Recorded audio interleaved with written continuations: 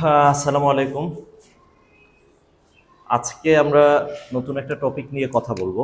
গত টপিকে আমরা বেশ আহ, কিছু বিষয় আমরা জেনেছিলাম এবং আশা করছি আপনারা সেগুলো বর্তমানে ব্যবহার করছেন। হ্যাঁ, তো আজকে মূলত আমরা জানবো শিক্ষার্থীদের মনস্তত্ত্ব এবং বয়স ভিত্তিক আচরণ। এই জিনিসটা জানা দরকার, কারণ আমরা অনেক সময় বাচ্চাদের সাথে এমনভাবে ব্যবহার করি। আমরা আগে বলেছি বিভিন্ন সময় এমন হয় যে আমরা বাচ্চাদের সাথে ব্যবহার করে ফেলি তার যে বয়স সে অনুপাতে। আপনি ব্যবহার না করলে কিন্তু তার কাছ থেকে রেসপন্স ওরকম ভালো পাবেন না, পাবেন মানে তার যে বয়স আপনাকে তার বয়স অনুযায়ী আচরণ করতে হবে, অথবা তার আচরণটা কেমন হবে, কেমন হচ্ছে সেটা কিন্তু আপনি তার বয়স দেখে বুঝতে পারবেন যে এটা কি মেনে নেওয়া যায় নাকি মেনে নেওয়া যায় না। সবার সাথে তো সমান ব্যবহার করলে হবে না। ধর আপনি প্লে নার্সারির বাচ্চার সাথে যেভাবে আচরণ করেন, আপনার 6-7-এর বাচ্চাদের সাথে তো আর সেরকম আচরণ হবে না। আবার 6-7-এর বাচ্চাদের আচরণ যদি আপনি প্লে নার্সারির বাচ্চাদের সাথে করেন তাহলে কিন্তু সেটা হয় না। তো এই জন্য আমাদের মূলত জানতে হবে যে কোন ক্লাসের বাচ্চাদের জন্য বা কোন বয়সের বাচ্চারা কেমন আচরণ করে।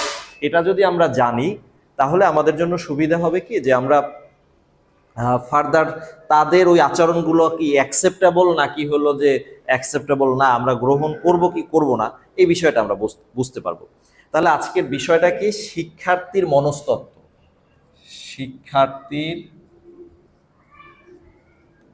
মনস্তত্ত্ব মনস্তত্ত্ব ও বয়স ভিত্তিক আচরণ।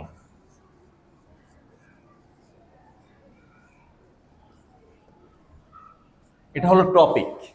আজকে আমরা মূলত এই টপিকে কথা বলবো এবং আপনাদের কাছ থেকেও আমরা কিছু বিষয় জানার চেষ্টা করব। আপনারাও বলবেন আর কি আমাদেরকে, এ বিষয়ে হয়তো আপনাদের জায়গা থেকে অভিজ্ঞতার কথাগুলো আমরা ইনশাল্লাহ শুনবো। তো প্রথমে আমরা যে বিষয়টা বলতে চাই সেটা হলো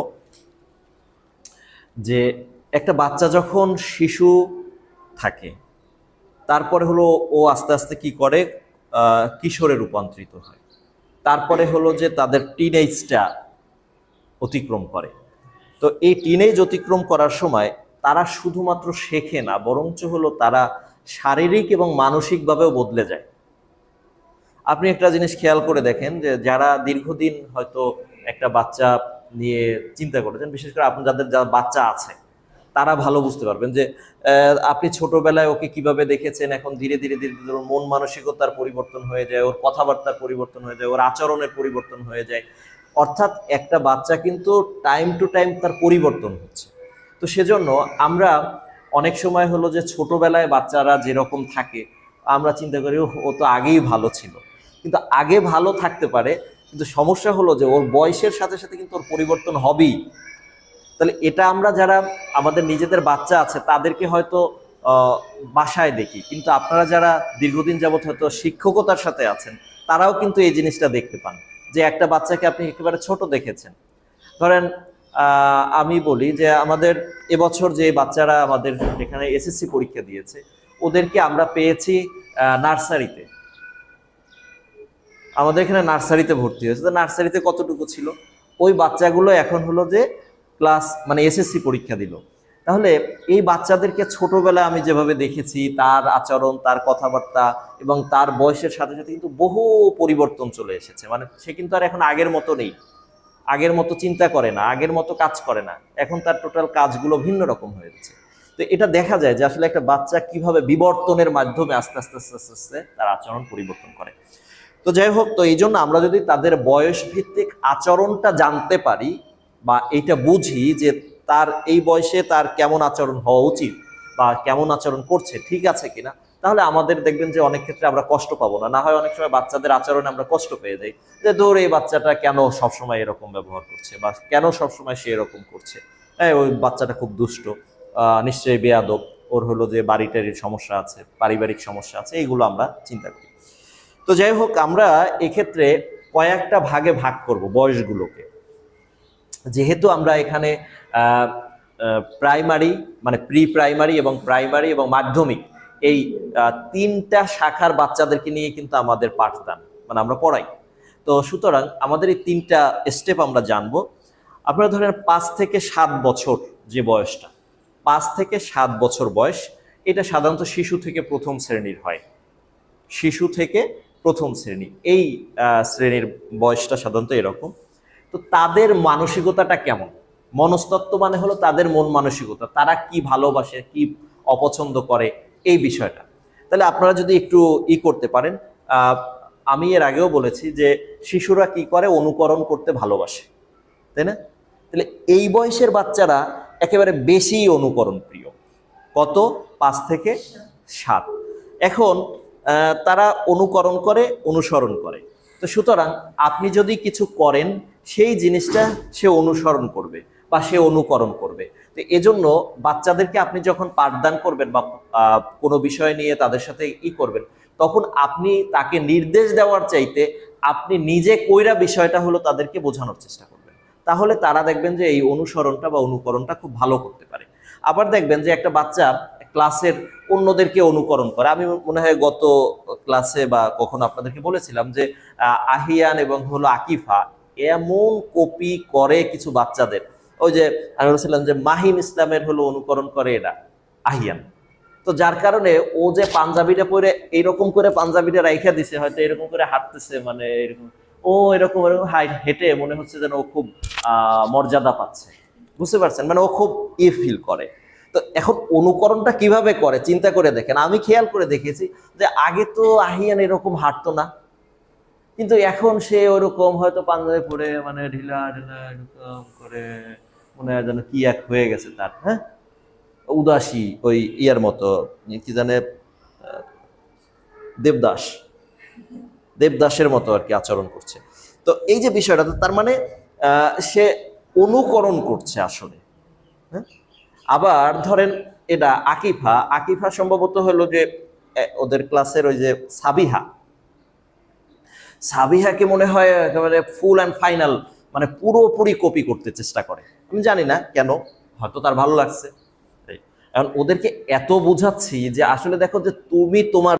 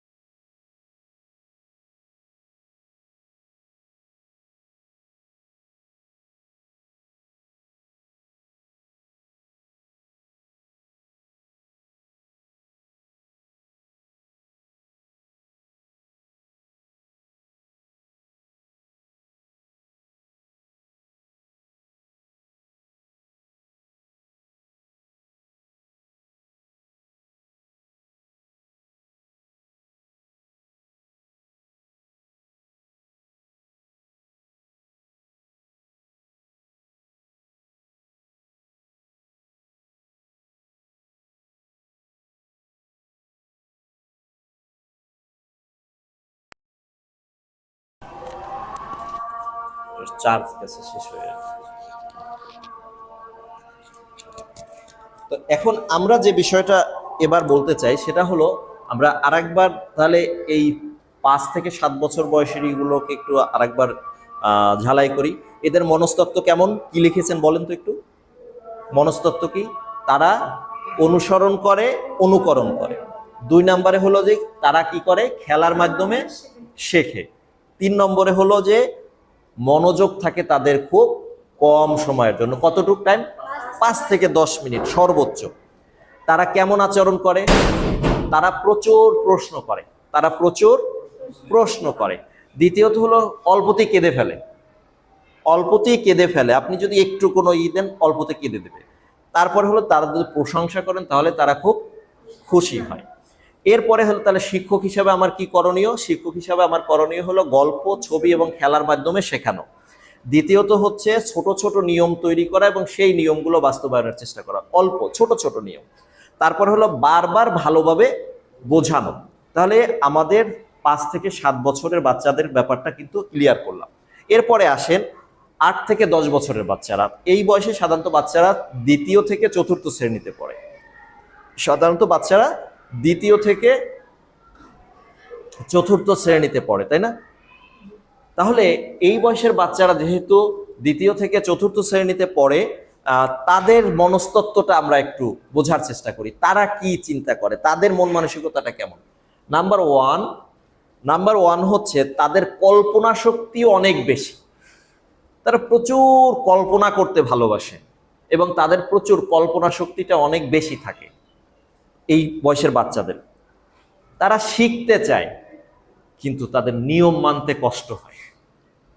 মানে তারা শিখতে চায়, বিষয়টা এমন না যে শিখতে চায় না, কিন্তু আপনি একটু নিয়ম করে, তুমি একটু পড়াশোনা করো, একটু করো, একটু লেখালেখি করো, এগুলো তার মানতে কষ্ট হচ্ছে। মানে এগুলো করতে চায় না, কিন্তু শিখতে চায়, শেখার আবার আগ্রহ আছে।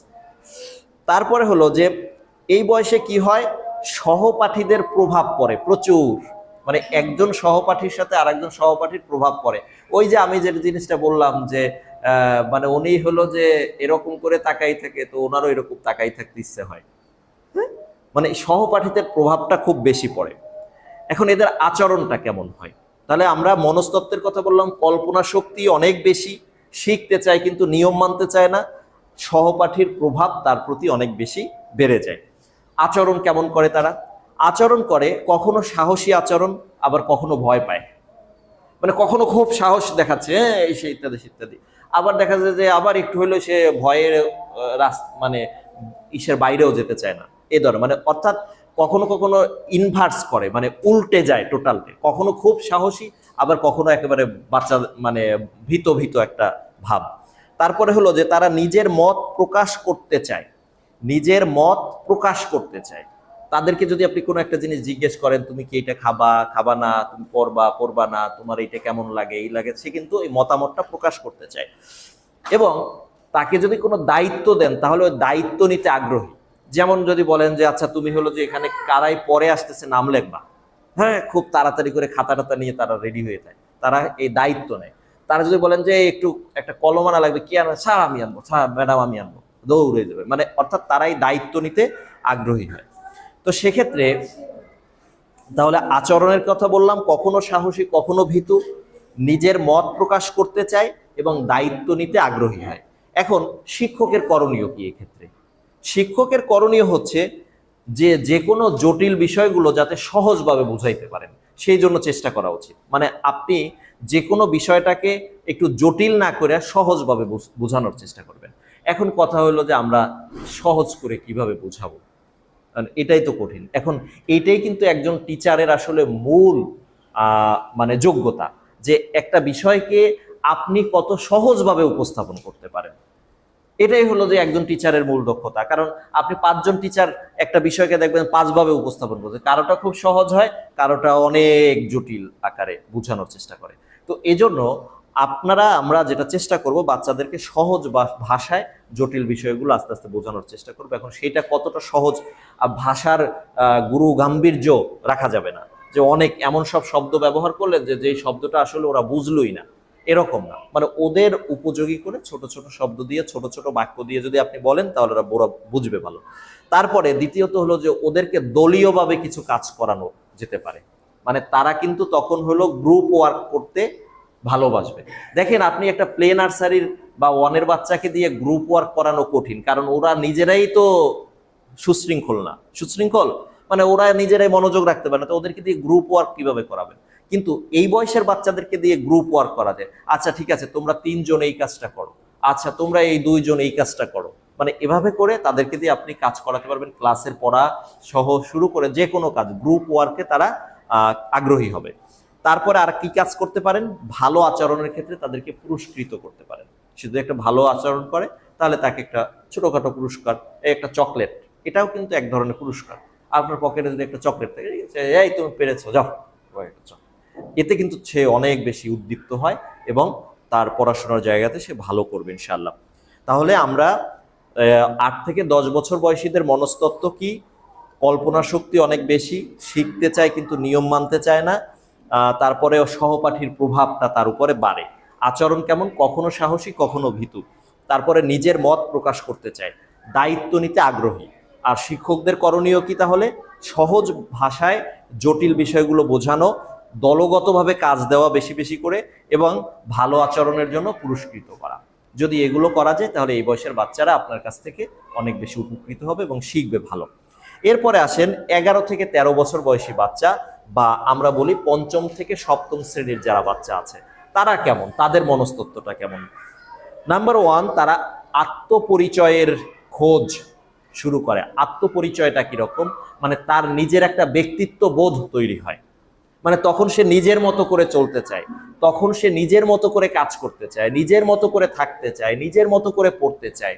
এই বয়সে কেবল এটা শুরু হয়, বুঝতে পেরেছেন? এই বয়সে সে চায় স্বাধীনতা। এই বয়সের বাচ্চারা স্বাধীনতা চায়, মানে আপনি যে এরকম এই কাজগুলো সে মেনে নিতে পারে না। তারপরে কি? ভুল স্বীকার করতে চায় না। এই বয়সের বাচ্চারা সহজে ভুল স্বীকার করতে চায় না। ভুল করলেও সে এটারে বিভিন্নভাবে জাস্টিফিকেশন দেওয়ার চেষ্টা করবে, না এটা তো এই কারণে, এটা তো এইভাবে, এটা তো ওই কারণে, আসলে আমি না, বিষয়টা হলো অমুকে, সেই জন্য হলো যে আমার ব্যাপারে ভুল বুঝছেন আপনি। মানে আপনাকে সে ভুল স্বীকার করবে না, সে বরঞ্চ আপনাকে নানানভাবে মিসগাইড করার চেষ্টা করবে। এরকম একটা ঘটনা ঘটেছিল কিছুদিন আগে, একজনকে এভাবে বলার পরে তো সে বলছে না এটা আমার সাথে ঘটে না, এটা হলো আরেকজনের সাথে ঘটছে। বুঝতে পারছেন?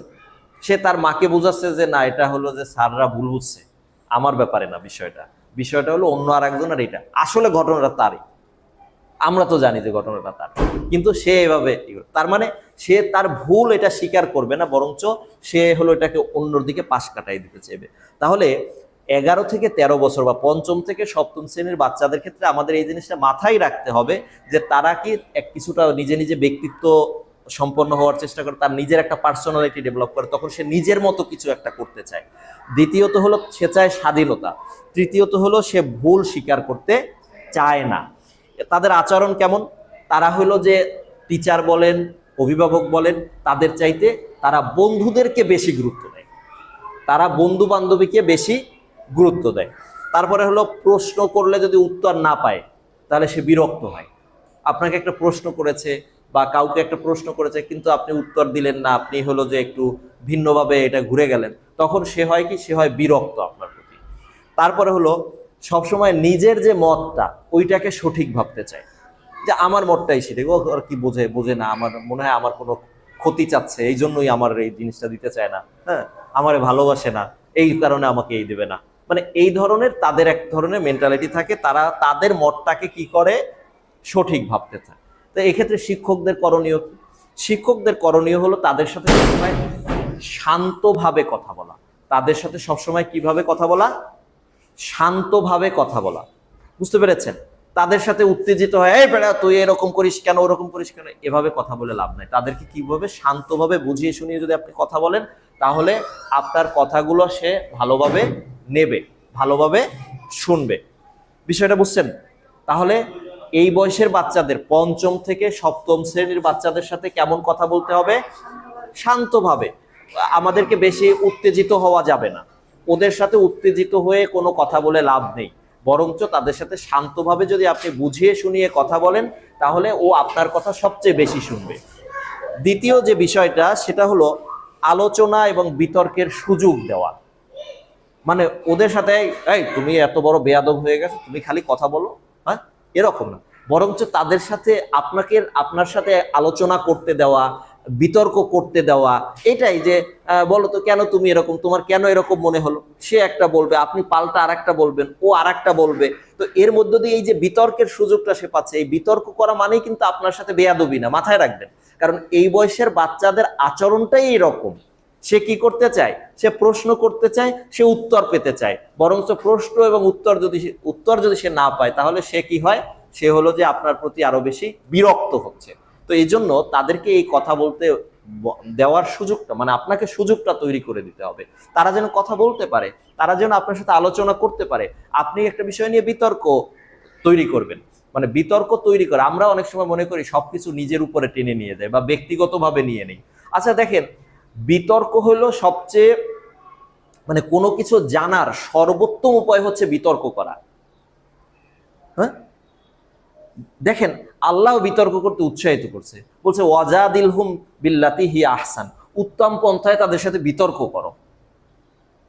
দাওয়াতি কাজ করবেন, আপনি কাউকে কোনো জিনিস বোঝাবেন, তখন কি করছে, ওয়াজাদিলহুম বিল্লাতি হিয়া আহসান, তোমরা যেভাবে উত্তম পন্থায় তাদের সাথে বিতর্কটা করো। তার মানে বিতর্ক করার ব্যাপারে আল্লাহ তাআলাও কিন্তু করছে, কারণ বিতর্কের মাধ্যমে কি হয়, মানুষের জ্ঞান এটা মানে প্রসারিত হয়, বিকাশ লাভ করে। তো এজন্য আমরা অনেক সময় বিতর্ককে অনুৎসাহিত করি। একটা বাচ্চা আপনার একটা কথার প্রেক্ষিতে একটা কথা বলেছে, আপনি বলেন কত বড় বেয়াদব ব্যাটটা, তো তুই টিচার না আমি টিচার, তখন এইভাবে চলে যায়। অথচ এই বয়সের বাচ্চাদেরকে বিতর্ক করার সুযোগটা তৈরি করে দেওয়াটা দরকার। তাহলে কি করবে, ও এই বিতর্ক দিয়ে শিখবে এবং একটা পর্যায়ে ওর উপলব্ধিতে আসবে যে না, বিষয়টা এরকম না, এরকম হলেই মনে হয় ভালো হয়। আচ্ছা, এরপরে আসেন, শিক্ষকদের আর একটা করণীয় হচ্ছে তাদের মতামতকে শ্রদ্ধা করা।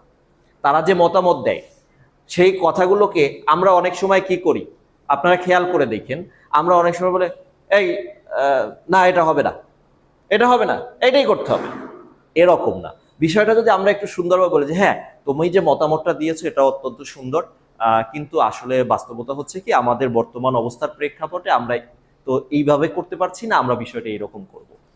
দেখেন, তাহলে কিন্তু তার মতামতটাকে শ্রদ্ধা করা হলো। কিন্তু আপনি যখন তাকে হলো থামিয়ে দিচ্ছেন যে এ বেটা তুই বেশি বুঝিস নাকি, তখন কিন্তু আলটিমেটলি সে আপনার সাথে একটা সম্পর্কের টানাপোড়েনে চলে গেল। কারণ আপনাকে আর ভালো লাগবে না। কারণ দেখেন, আপনার মুখের কথার উপরে যখন অন্য কেউ এরকম ঠাস ঠাস কথা বলে আপনাকে মানে অপদস্থ করে ফেলে, তখন আপনি কিন্তু হলো তার সাথে আর ভালো সম্পর্ক রাখতে পারবেন না। এই জন্য এই বয়সী বাচ্চাদের সাথে আমাদের টিচারদেরকে শান্তভাবে কথা বলতে হবে, আলোচনা ও বিতর্কের সুযোগ তৈরি করে দিতে হবে এবং তাদের মতামতের শ্রদ্ধা করতে হবে। মতামতকে শ্রদ্ধা জানিয়েও কিন্তু মতামত না রাখা যায়, যে হ্যাঁ আপনি যে জিনিসটা বলেছেন অত্যন্ত সুন্দর বলেছেন, কিন্তু আমাদের যে পারিপার্শ্বিক অবস্থার প্রেক্ষাপটে তো আমি এই জিনিসটা এই মুহূর্তে করতে পারছি না, ইনশাআল্লাহ ভবিষ্যতে আমি মাথায় রাখবো যে বিষয়টা করা যায় কিনা। দেখেন, তাহলে আপনার কথাটাকে আমি শ্রদ্ধা করলাম। আর যদি বলে ধর আপনি কি বোঝেন, আমি তো বুঝি অনেক কিছু, তাহলে বিষয়টা হয়ে যায় তখন আমি অহংকারী হয়ে যাই, এবং আমি অহংকারী দাম্ভিক আচরণ করলাম, এটা কেউ পছন্দ করে না। আপনি একজন টিচার হিসেবেও যদি একটু দাম্ভিকতাপূর্ণ আচরণ করেন, সেই দাম্ভিকতা আচরণ কিন্তু পছন্দ করবে না শিক্ষার্থীরা, কারণ শিক্ষার্থীরা আপনার খায়ও না পরেও না। আর আপনার যাদের খায় এবং পরে তাদের কথাই শোনে না রে ভাই। বাপ মা এসে বলতেছে যে স্যার বাচ্চাটার ব্যাপারে এত সমস্যা, ওই বাচ্চাটা তো কথাই শোনে না, বলি একদিকে এদিকে যাইতে যায় ওদিকে। এই জন্যই হলো আজম খানের সেই গান আছে, হ্যাঁ, আলাল যখন ডাইনে যায় দুলাল যায় বায়ে, মানে বিষয়টা এরকম। মানে একটা গান আছে আর কি আজম খানের, তখন ওই বাবা ডাকে আলাল কই দুলাল কই। তো বিষয়টা অনেকটা এইরকম, যে আপনি যদি যাইতে বলেন ডানে, ও যায় বামে। এই বয়সের বাচ্চাদের এই ধরনের প্রবণতা থাকবে, এটাকে আমাদেরকে মেনে নিতে হবে। মেনে নিয়ে যদি আমরা কাজ করি, তাহলে দেখবেন আমাদের আর ওই মানসিক অস্থিরতাটা থাকবে না, ওদের প্রতি আমাদের কোনো ধরনের ওই তৈরি হবে না, মানে রাগ বা ক্রোধ তৈরি হবে না। একজন টিচার তো হবে হলো যে টোটালি উদারতা এইভাবেই দেখাইতে হবে যে হ্যাঁ সে প্রশ্ন করতে পারছে আপনার কাছে, এই প্রশ্ন করার অধিকারটুকু তো আপনি তাকে দেবেন। আচ্ছা, তাহলে আমরা মানে 11 থেকে 13 বছর বয়সী বাচ্চাদের কি পেলাম, মনস্তত্ত্বের ক্ষেত্রে তারা হলো তাদের কেবল ব্যক্তিত্ব তৈরি হয়, অর্থাৎ আত্মপরিচয়ের খোঁজ করা শুরু করে তারা এই বয়সে, এবং তাদের কি হয়, তারা মূলত এই বয়সে ব্যক্তিত্বটা গড়ে ওঠা শুরু করে। দ্বিতীয়ত তারা চায় স্বাধীনতা, তৃতীয়ত তারা ভুল স্বীকার করতে চায় না। তাহলে এবং আচরণের ক্ষেত্রে তারা কি করে, তারা বন্ধুদেরকে বেশি গুরুত্ব দেয়, প্রশ্নের উত্তর না পেলে বিরক্ত হয়, নিজের মতকে সবসময় সঠিক ভাবতে চায়। তাহলে সেক্ষেত্রে টিচারদের কি করণীয়? টিচারদের করণীয় হচ্ছে এই ধরনের বাচ্চাদের সাথে শান্তভাবে কথা বলা, আলোচনা ও বিতর্কের সুযোগ তৈরি করে দেয়া এবং তাদের মতামতের শ্রদ্ধা করা। এবারে আসেন সর্বশেষ যারা আছে আমাদের এই গ্রুপে, কারণ আমরা মাধ্যমিক পর্যন্ত যেহেতু, যদিও আমাদের এইখানে এই মুহূর্তে এই ক্লাস নেই, কিন্তু তারপরে আগামী বছর তো হবে, এরপরে তো হবে, এই জন্য আমরা এটা জেনে রাখি যে 14 থেকে 17 বছর বয়সী যে বাচ্চারা আছে সাধারণত এদের 8ম থেকে 10ম শ্রেণীতে পড়ার কথা। 14 থেকে 17 বছর, 8ম থেকে 10ম শ্রেণীতে পড়ার কথা। এদের মনস্তত্ত্ব কেমন? এদের কাছে আত্মসম্মান এবং পরিচিতি খুবই গুরুত্বপূর্ণ। তাদের আত্মসম্মানে যদি আপনি আঘাত করেন, তাহলে আপনি যত ভালো টিচারই হন না কেন, আপনাকে সে মোটেই পছন্দ করবে না, গুনবে না, আপনাকে নানানভাবে হলো যে সে ডিস্টার্ব করা শুরু করবে। তো সুতরাং এদের ক্ষেত্রে যে জিনিসটা খেয়াল রাখতে হবে, এদেরকে কখনো আত্মসম্মান বোধে আঘাত দেওয়া যাবে না। দ্বিতীয়ত তাদের মনস্তত্ত্ব আর একটা, তারা আবেগপ্রবণ এবং আত্মরক্ষামূলক বিষয়টা হলো এরকম যে ধরেন তারা খুব আবেগী, তাদেরকে যদি আপনি বেশি করেন, সে এত চুপসে যাবে আপনার সাথে আর কোনো ধরনের সে সম্পর্কই রাখবে না, সে একেবারে টোটালে ডিসকানেক্ট হয়ে যাবে, মানে আপনাকে এড়াই চলা শুরু করবে। এটাকে বলা হয় আত্মরক্ষামূলক। তারপরে আর কি আছে, তাদের এই সময়টা হচ্ছে তারা চিন্তা করে, তাদের বিভিন্ন মূল্যবোধ তৈরি হয়। মূল্যবোধ জিনিসটা কি আবার বলেন তো, কেউ বলতে পারবেন? মূল্যবোধ বলতে কি বোঝায়?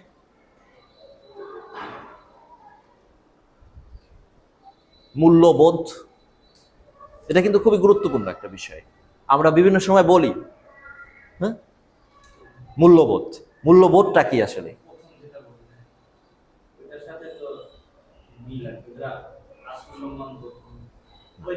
দেখেন, না মূল্যবোধ না, আসলে বিষয়টা ওইরকম না। আমরা এগুলো জানি হলো যে ভাষা, কিন্তু মূল্যবোধ জিনিসটা কিন্তু, মূল্য মানে হলো ভ্যালু, মূল্যবোধ মানে হলো ভ্যালুজ মানে মূল্যবোধ। বিষয়টা কি?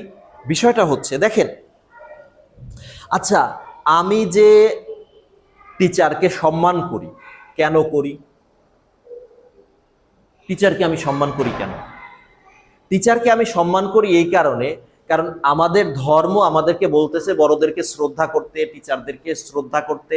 তার মানে এই যে ধর্মীয় যে একটা চেতনা আমার ভিতরে কাজ করতেছে, আমার একটা বিশ্বাস কাজ করছে, আমি এইটাকে মূল্য দেই, মানে ধর্মীয় অনুভূতিটাকে আমি কি করি? মূল্য দিই। তো যার কারণে এটা হলো আমার এক ধরনের মূল্যবোধ। এখন মূল্যবোধটা কিভাবে তৈরি হয়? মূল্যবোধ জিনিসটা হচ্ছে এরকম যে ধরেন 5টা বিষয় আপনার সামনে উপস্থাপন করলাম, এখন এর ভিতর থেকে আপনাকে যদি হলো যে একটা জিনিসকে বেছে নিতে বলা হয়, তাহলে আপনি কোন জিনিসটাকে বেছে নেবেন? কথার কথা, আমি আপনাকে বললাম যে আপনি আপনার ধর্মকে বেছে নেন, আপনি আপনার বাবা মাকে বেছে নেন, আপনি আপনার হলো যে সঙ্গী বা অর্থাৎ স্বামী বা স্ত্রী তাকে বেছে নেন, অথবা আপনি হলো যে এই রাষ্ট্রকে বেছে নেন, রাষ্ট্রীয় আইনকে বেছে নেন, আপনি কোনটা নেবেন? এখন দেখেন এই জায়গায় কিন্তু এক একজনের কাছে কিন্তু এক একটা বেশি গুরুত্বপূর্ণ হবে। কেউ চিন্তা করবে যে তার ধর্ম সবার আগে, তাই না? অনেকে এরকম মনে করবে, আমরা অনেক ক্ষেত্রে এইভাবে মনে করবো যে ধর্মটা হলো সবার আগে। তারপরে আবার কেউ মনে করবে বাবা মা সবার আগে, আবার কেউ মনে করবে আগে হলো যে আমার স্বামী বা স্ত্রী। দেখেন আমাদের সংকটটা তৈরি হয় কি, বা ব্যক্তিগত রিলেশনের সময় কিন্তু সংকট তৈরি হয় এরকম। অনেক সময় দেখা যায় যে পারিবারিক বিভিন্ন কলহ তৈরি হয়। কিভাবে কলহ তৈরি হয়? দেখেন স্বামী আর হলো ধরেন স্ত্রী, এই দুইজন মানুষ, তাহলে এখন দুইজন মানুষ কোনো একটা বিষয় নিয়ে এমন একটা ঘটনা ঘটে, তার বাবা বলতেছে বা মা বলতেছে একরকম, কিন্তু বউ বলতেছে আর এক রকম। দেখেন এখন এই মুহূর্তে এই ব্যাটা যাবে কোথায়? কোথায় যাবে? দেখেন চিন্তা করে দেখেন, মা বলতেছে একদিকে, মা বলতেছে আর একদিকে বউ বলতেছে, দুইটা বিপরীত মুখ। এখন সে কোন দিকে যাবে? এখন এই জায়গাটায় দুই ধরনের লোক পাবেন। কেউ তার মাকে একেবারেই হলো ইয়ে করবে, বউ বলে চিন্তা করবে এরকম, বউ একটা গেলে আর একটা পাবো, মা কি আর পাবো, অনেকে এইভাবে চিন্তা করবে। আবার অনেকে চিন্তা করবে মা তো এখন বয়স হয়ে গেছে, সে তো এরকম চিন্তা করবে, তাহলে আর কি, এখন আমার তো আগে হলো যে হেডকোয়ার্টার ঠান্ডা রাখা লাগে, তাহলে এই হেডকোয়ার্টারের দিকে কি করবে, এই বিষয়টা কি। তার মানে এইটা হলো তার মূল্যবোধ। দেখেন, মানে আমি মূল্যবোধ বোঝানোর জন্য বুঝালাম যে আসলে আপনি কোনটাকে প্রায়োরিটি দিচ্ছেন, এই জিনিসটা হচ্ছে আপনার মূল্যবোধ। এখন কেউ যদি ধর্মীয়ভাবে চিন্তা করে, ধর্মীয়ভাবে আপনি যখন চিন্তা করবেন যে বউ একটা কথা বলছে, মা একটা কথা বলছে, তাহলে স্বাভাবিকভাবেই বউ পড়লেও তাকে যে কোনোভাবে বোঝানোর চেষ্টা করতে হবে, আর মার কথাটা মানতে হবে। কারণ হলো যে অকাদা রব্বুকা আল্লাহ তা'বুদু ইল্লা ইয়াহু ওয়া বিল ওয়ালিদাইনি ইহসানা, মানে এখানে হলো যে আমরা ধর্মীয় যে জায়গা থেকে বুঝি যে আল্লাহ তাআলার পরেই হলো যে মা বাবার হলো যে নির্দেশ এরিয়া, এবং সেক্ষেত্রে তাদেরকে তারা যাতে উফ না করে অথবা তার কথায় আমি কোনো বিরক্তি প্রকাশ করতে পারবো না। তো তার মানে ধর্মীয় দিক বিবেচনা করলে আমার কিন্তু এইটা, আর যদি আমি সামাজিক দিক বিবেচনা করি এবং আমার পারিবারিক শান্তির কথা বিবেচনা করি, তাহলে আমাকে এদিকে বিবেচনা করতে হয়। তাহলে চিন্তা করে দেখেন এখন কে কোনটা করবে, এটা কিন্তু তার মূলত মূল্যবোধের উপরে নির্ভর করে। সে কোনটাকে বেশি মূল্য দিচ্ছে তার উপরে নির্ভর করবে হলো যে সে কোনটার কথাটা সে শুনবে। তো মূল্যবোধ বিষয়টা ক্লিয়ার আপনাদের কাছে? আমার মনে হয় এর চাইতে পরিষ্কার করে আর বোঝানো যায় না যে মূল্যবোধ হচ্ছে সেইটা যে আপনি কোনো সিদ্ধান্ত নেওয়ার ক্ষেত্রে কোন জিনিসটাকে বেশি মূল্য দেবেন, ওইটাই আপনার মূল্যবোধ। তাহলে যাই হোক, আমরা যে জিনিসটা বললাম যে এই সময়টায় বাচ্চাদের মূলত মূল্যবোধ তৈরি হয়, কারণ তখন সে তার ব্যক্তিত্ব তৈরি হয়, সে নিজে নিজে সবকিছু করার চিন্তা করে, নিজে নিজে সিদ্ধান্ত নেওয়ার বিষয়টা থাকে, এবং তার মূল্যবোধটাও গড়ে ওঠে এই সময়। তো এই সময় যদি তাদেরকে ধর্মীয় বিভিন্ন বিষয়ের মধ্যে রাখা যায়, ধর্মীয় আবহের মধ্যে রাখা যায়, নৈতিক যে নৈতিকতার ভিতরে যদি তাদেরকে চালানো যায়, তাহলে এই সময় যে মানুষের ভিতরে মূল্যবোধটা তৈরি হয়, পুরো জীবনটা তার সেইটাই থাকে। কারণ এর আগের যে শিশু বয়সের ওই যে বিষয়গুলো, ওইগুলো পুরোপুরি থাকে না। মূল সময়টাই হচ্ছে তাহলে তার এই টিনেজ।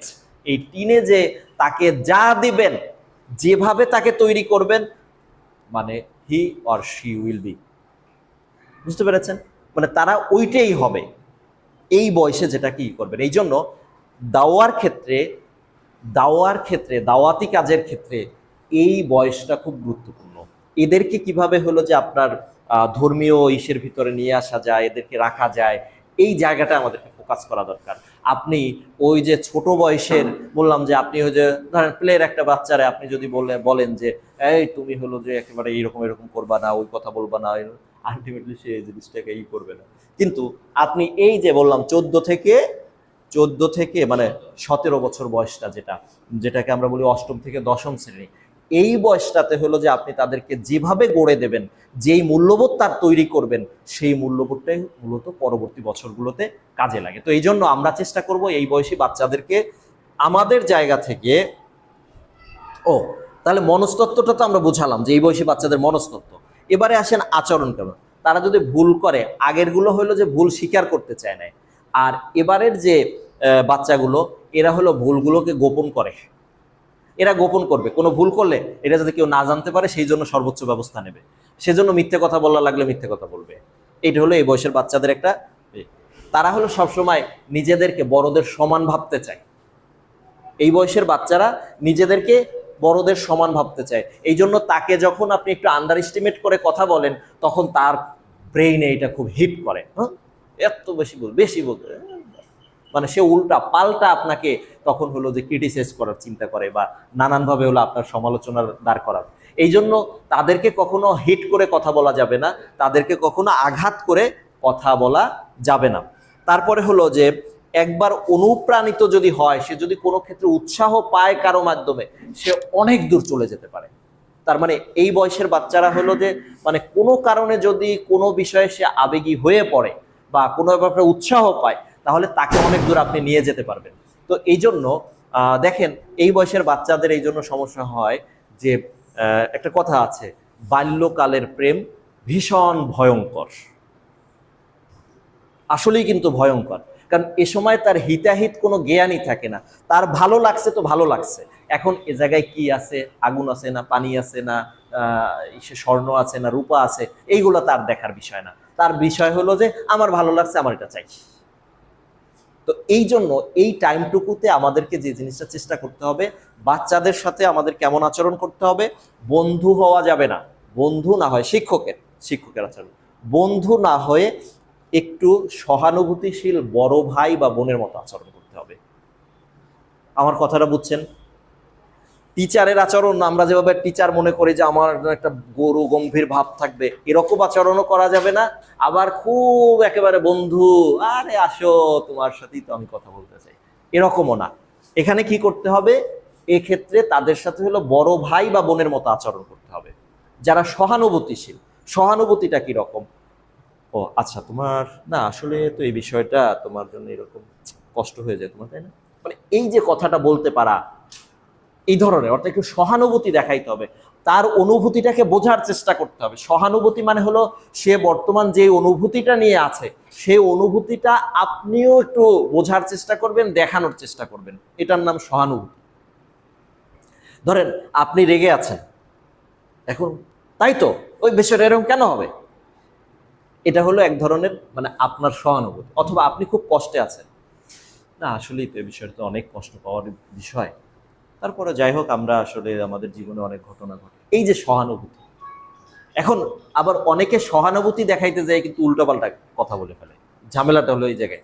সহানুভূতি মানে হলো যে আপনি তাকে যে বিষয়গুলো, তার যে বিষয়গুলো আছে, এই বিষয়গুলোতে মানে নিজে উপলব্ধি করার চেষ্টা করবেন। উপলব্ধি করার চেষ্টা মানেই কিন্তু তাকে জ্ঞান দেয়া না। মাথায় রাখবেন, আমরা কি করে জ্ঞান দিই? ধরেন কথার কথা, এটা আমাদেরকে কমিউনিকেশন স্কিলের ভিতরে এই জিনিসটা পড়ানো মানে পড়ানো হয়েছিল, আমি যখন হলো যে একটা কোর্স করেছিলাম কমিউনিকেশন স্কিলে। দেখেন ধরেন একটা লোকের একটা অ্যাক্সিডেন্ট ঘটছে। অ্যাক্সিডেন্টটা কিরকম হতে পারে? ধরেন মোবাইলটা হারাই গেছে। এখন মোবাইলটা হারাই গেছে, এখন আপনি এসে তার সাথে বসলেন, ভাই মোবাইলটা কেমনে হারালো? বলবে যে এরকম, আপনার ওইটা রাখা উচিত ছিল, আসলে একটু ভালোভাবে জায়গা দেখে শুনে রাখা দরকার ছিল। দেখেন, ওর হলো যে অলরেডি মোবাইলটা হারিয়ে গেছে, এখন আপনি আবার ওরা জ্ঞান দিচ্ছেন যে রাখা উচিত ছিল এরকম। আরে ভাই রাখা উচিত ছিল, এখন কি রাখার সুযোগ আছে? আপনি জ্ঞান দিতে যাচ্ছেন কেন? বরঞ্চ আপনি কি করতে পারেন, তাকে, না আসলে এটা একটা চোরগুলো কেমন যে এই চোরটা বেড়ে গেছে, আপনি এভাবে একটা তার সহানুভূতি, ইস মানে আপনার এত দামের মোবাইলটা চলে গেল, আচ্ছা যাই হোক, এখন তো কি আর করা, মেনে নিতে হবে, আর কি করবেন, আপনি এখন কি চিন্তা করছেন? মানে তার কাছ থেকে কথাগুলো শোনার চেষ্টা করেন। আর আমরা কি করি, ও ভাই আপনার মোবাইলে তাড়াতাড়ি এটা তো আপনার জায়গা মতো একটু রাখবেন না ভাই, দেখে শুনে রাখবেন না? আচ্ছা তাহলে আপনি কি জিডি করছেন? তাহলে যান একটা জিডি করে আসেন। মানে বিষয়গুলো হলো যে উনি যখন ওনার একটা ঘটনা ঘটেছে, এই মুহূর্তে আমরা কি করব, আমরা তাকে একটু সহানুভূতি জানাবো। সহানুভূতি জানানো মানে এই না যে তাকে জ্ঞান দেয়া শুরু করবে। কিন্তু আমাদের দেশে দেখবেন যে মানুষ যখন সহানুভূতি জানাইতে যায় কোনো একটা ক্ষেত্রে, যাই জ্ঞান দেওয়া শুরু করে। খেয়াল করে দেখেন, ধরেন কথার কথা, আহ ওই ওই বাসার হলো যে একটা মেয়ে অথবা একটা ছেলে কাউকে নিয়ে ভাইয়ে গেছে, কথার কথা। এখন ওই অবস্থায় স্বাভাবিকভাবে পরিবারটা কিন্তু এমনিতেই একটা জটিলতায় থাকে, থাকে কিনা বলেন? এক ধরনের মানসিক একটা কষ্টের ভিতরে থাকে। এখন যদি পাশে যায় বলে, আপা গেল কেমনে বলেন তো, এরকম আপনারা একটু দেখে শুনে রাখবেন না, এটা কথা, এখনকার যে যুগ জমানা পড়ছে, হ্যাঁ। তারপরে আচ্ছা তাহলে ইসে যান তাড়াতাড়ি যে একটা জিডি করে ফেলেন, থানায় যান, জিডি করেন, জানাইছেন কাউরে? হ্যাঁ, মেম্বারে ফোন দিছিলেন, চেয়ারম্যানের ফোন দিছিলেন? মানে এরকম হইলো যে একেবারে ওই লোকটা আছে এমনি কষ্টে, এমনি মাথাটা খারাপ, এর মধ্যে যে যদি আবার এরকম হ্যাঁ জানাইছেন কিনা, এখন দিন জমানা ভালো না, আপনাদের একটু দেখা উচিত ছিল, আর একটু দেখে শুনে রাখা উচিত ছিল, এই কথা যখন বলে ইচ্ছা করে না উল্টা উড়ে যায়, দুইটা মার দিয়ে দেয়। তো এইরকম বিষয়। তো এই জন্য আমাদেরকে যে জিনিসটা আপনারা মনে রাখবেন, সহানুভূতিশীল হওয়া মানে জ্ঞান দেয়া না, এই বিষয়টা যেন আমরা মনে রাখি। আমরা কিন্তু সহানুভূতি দেখাইতে যে আমরা কি করি, জ্ঞান দিয়ে ফেলি।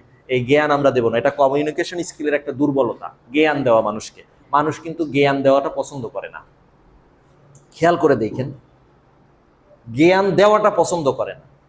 তো এই জন্য জ্ঞান দেওয়া যাবে না। হ্যাঁ, একজন আপনার কাছে জানতে চাইলে সেক্ষেত্রে আপনি বলতে পারতেন, কিন্তু সে জানতে চাচ্ছে না, সে বলতেছে চুপচাপ বসে রয়েছে, আপনি যে আপনি বরঞ্চ কি করতে পারেন, তাকে ভিন্নভাবে, ভিন্ন কথার মাধ্যমে, ভিন্ন ইসের মাধ্যমে তার যে সমস্যাটা আছে সেই সমস্যা থেকে তাকে দেখেন একটু দূরে নেওয়া যায় কিনা চিন্তা ভাবনা, তাহলে এটা তার জন্য ইহসান হবে।